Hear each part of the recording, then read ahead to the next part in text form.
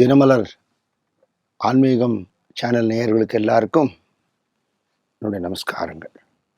சதாசிவ சமாரம்பாம் சங்கராச்சாரிய மத்தியமாம் அஸ்மதாச்சாரிய பர்யந்தாம் வந்தே குரு பரம்பராம். முக்தரை பகைவரென்றும் மூர்க்கரை உறவரென்றும் பித்தராய் அநேக ஜன்மம் பிறந்து இறந்து உழலுவோர்க்கு பக்தியால் யோகம் காட்டி யோகத்தால் ஞானம் காட்டும் சத்திய ஞானானந்த சத்குரு பாதம் போற்றி. சத்குருநாத் மகாராஜ் கி ஜெய். பாரத் மாதா கி ஜெய். 3 குணங்களால மனுஷன் ஆளப்படுகிறான். அதுல தமோ குணம் இருக்கக்கூடியவர்களாம் உலகத்துல பேரழிவை உண்டாக்கக்கூடிய ஆசாமிகளா இருக்கிறத பார்க்கிறோம். புராணத்துல எல்லாம் அசுரனை பத்தி சொல்லியிருக்குன்னா இன்னைக்கு என்ன குறைச்சலாவா இருக்கு ஆட்கள்லாம். அதே மாதிரி என்ன விசிபிளா அந்த கொம்பும் தத்து பல்லும் தெரியாத தவிர அந்த குணங்கள் இருக்கோ இல்லையோ.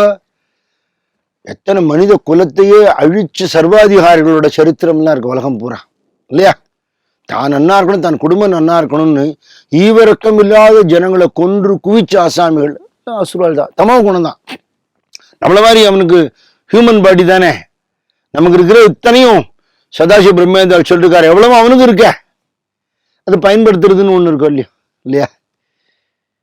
பெரிய பெரிய மகான்களுக்கும் இதே சரீரம் தான், இதே புலன்கள் தான் இல்லையா. அந்த மாதிரி ஒரு தன்மை இருக்கிறதுனால மழையை நில்லுன்னா நிற்கும் ஞானிகளுக்கு.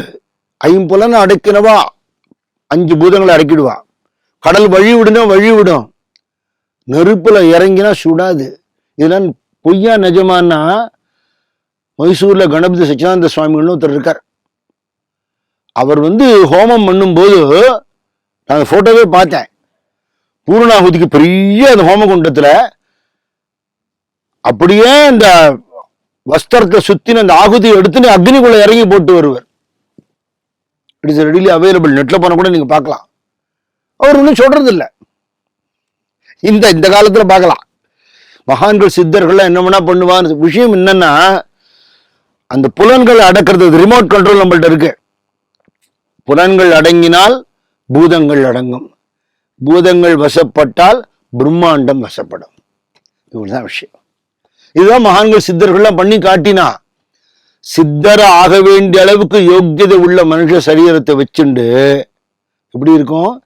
பித்தராய் அநேக ஜென்மம் பிறந்து இறந்து உழலுவோர் இல்லையா. இப்ப நமக்கெல்லாம் என்ன கதி? சத்குரு ஞானானந்த சுவாமி சொல்றாரு, பக்தி பண்ணுங்கோ, அதனால ஞானம் வரும், ஞானத்தினால மனம் ஒடுங்கும். அதனால தியான ஸ்லோகமே பக்தியால் யோகம் காட்டி யோகத்தால் ஞானம் காட்டும் சத்திய ஞானானந்த சத்குரு போற்றின்னு அவரை பாடுறா. அப்படின்னா ஞானிகள் இதுதான் பண்றா. ஒரு தரம் சுவாமி பார்க்கறதுக்கு ஒருத்தர் வந்தார். தபோவனத்துக்கு ரொம்ப விஜயார்ச்சனை கஷ்டப்பட்டு வந்திருக்கார். டிரான்ஸ்போர்டேஷன் வசதி எல்லாம் ரொம்ப இல்லாத காலம். அங்க ஒரு 5 மாமரத்தடியில ஒரு சின்ன ஆசிரமம். அங்க சுவாமி உட்கார்ந்துட்டு இருக்கார். இவர் வயசே யாருக்கும் தெரியாது, பல நூற்றாண்டு வாழ்ந்தவர்னு சொல்றா. வயசானவர்னு தெரியுது, ஆனா தளர்ச்சி இல்லை. அதாவது வயசான ஒரு குழந்தை மாதிரி இருக்கார். அவர் பக்கத்துல இவர் உட்கார்ந்து இருக்கார். நமஸ்காரம் பண்ணிட்டார். மனசுல என்ன தோணித்து, இந்த மாதிரி இங்கோ குக்கிராமத்துல உட்கார்ந்துட்டு இருக்கார், நம்மளே யாரோ சொன்னாலும் தேடி பார்த்துட்டோம், இந்த மாதிரி ஞானிகளால உலகத்துக்கு என்ன பிரயோஜனம்னு நினைக்கிறார் மனசுக்குள்ள. வாயை விட்டு சொல்லல. ஏன்னா உலகத்துக்கு பிரயோஜனம் நம்ம எதை நினைப்போம்? ஆஸ்பத்திரி கட்டுறா, அன்னதானம் பண்றா, உதவிகள் செய்யறான்னா அது பெரிய ஒரு லோகோபகாரம்னு நினைப்போம் இல்லையா. பவஹாரி பாபான்னு ஒருத்தர் விவேகானந்த சுவாமிகிட்ட சொல்றார், பிசிக்கலா பண்ற பெரிய பெரிய சர்வீஸை விட நாங்கள்லாம் மலையில குகையில உட்காந்து பண்ற தியானம் இருக்குல்ல, அந்த வைப்ரேஷனை நாங்க உலகத்துக்கு பிராட்காஸ்ட் பண்றோங்கிறார் அவர். எங்களோட சர்வீஸ் உங்களுக்கு புரிஞ்சுக்க முடியாது அப்படிங்கிறார். அது சூக்ஷ்மமா சட்டில் ஃபார்ம்ல இருக்கும். இவர் மனசுல நினைக்கிறார்.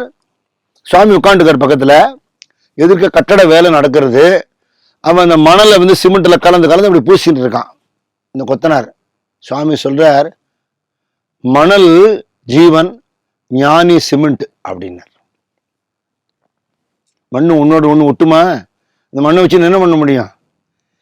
அது சிமெண்டோடு சேரும்போது அதுக்கு ஒற்ற தன்மை வருது, இருகிற தன்மை வருது, இணைக்கிற தன்மை வருது, சேர்ந்து எழும்பி கட்டடமா நிற்கிற தன்மை வருது.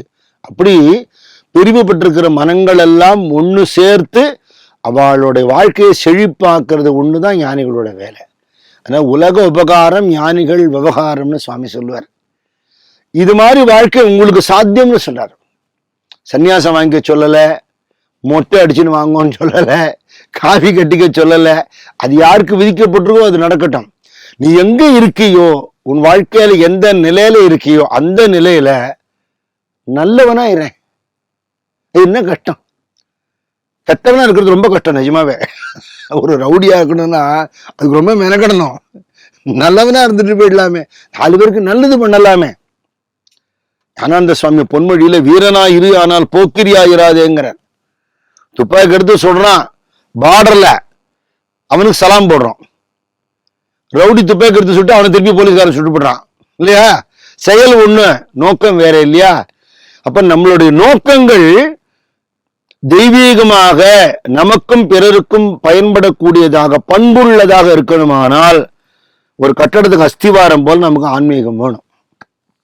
அது இல்லாமல் நாம வாழ்ந்தாலோ நமக்கு அடுத்த தலைமுறைகள் வாழ்ந்தாலோ விநாசம்தான் ஏற்படும், வேற ஒண்ணுமே இல்லை. மெட்டீரியல் பெனிஃபிட்ஸ் வரும். இப்போ கடவுள் கிடையாதுங்கிறதுனாலயோ ஆன்மீகத்தை ஒதுக்கிட்டு படிக்கிறோம் சம்பாதிக்கிறோம் என்ன பண்றாங்களா நன்னா இல்லையான்னா தனியா கூப்பிட்டு கேட்டா அவனுக்கு 1000 கதை வச்சுட்டு இருப்பான். நிம்மதி எங்கேருந்து வரும்? இப்போ சம்பாதிக்கிறதுக்காக படிக்கிறது, சம்பாதிக்கிறதுக்கு நிறைய பணம் வரணும் அதுக்கேற்ற மாதிரி படிக்கிறது, மோட்டிவேட் ஆகுது. ரைட், ஓகே, நீ சீக்கிரம் படிச்சு முடிச்சுட்ட, எல்லாம் டிகிரி வாங்கிட்ட, போஸ்ட் கிராஜுவேஷன் முடிச்சுட்ட, அப்புறம் ஏதோ ஒரு பிசினஸ் ஆரம்பிக்கிற, இல்லை இங்கே உத்தியோகத்தில் சேர்ற, லட்சக்கணக்கில் சம்பளம் வருது, இல்லை வியாபாரத்தில் லாபம் வருது, எல்லாத்தையும் achieve everything in the before you reach 30. அதே மாதிரி ஒரு ஒய்ஃபு உனக்கு அமைஞ்சிட்டா, இல்லை ஒரு ஹஸ்பண்ட் அமைஞ்சிட்டான், அப்புறம் லைஃப் முடிஞ்சு போயிடுமா 30 வயசுல? அப்போதானே ஆரம்பம். பணம் நிறைய இருந்தால் நிம்மதி வந்துடுறதா? நிறைய படித்தா நிம்மதி வந்து விடுறதா? டிவினிட்டியோட கனெக்டிவிட்டி இல்லாமல் நான் பண்றேங்கிற அகங்காரத்தை தவிர சம்பாதிச்சது என்ன இல்லையா? தனக்கு நிம்மதி இல்லை, பேரத்தியாருக்கும் நிம்மதி இல்லை. இந்த கலாச்சாரத்தில் வாழ்றவா எல்லாரையும் நம்ம பார்க்குறோம். வீட்டில் ஒருத்தருக்கு ஒருத்தர் சந்தோஷம் கிடையாது. யாருக்கு யார் கெடுதல் பண்ணுவானே தெரியாது. கேவலம் பணத்துக்காக ஒரு பேப்பர் காகிதம், இதுக்காக சொந்தக்காரர்களை வெட்டி கொள்றவாளெல்லாம் பற்றி படிக்கிறோம். எவ்வளோ வேதனையாக இருக்கு. கடைசியில் இது பண்ணிவிட்டு நீ அந்த பணத்தை சம்பாதிச்சு என்ன பண்ண? ஜெயிலுக்குள்ள தான் உட்காந்துருக்கேன், கழிது நின்று, யாருக்கு லாபம் இல்லையா?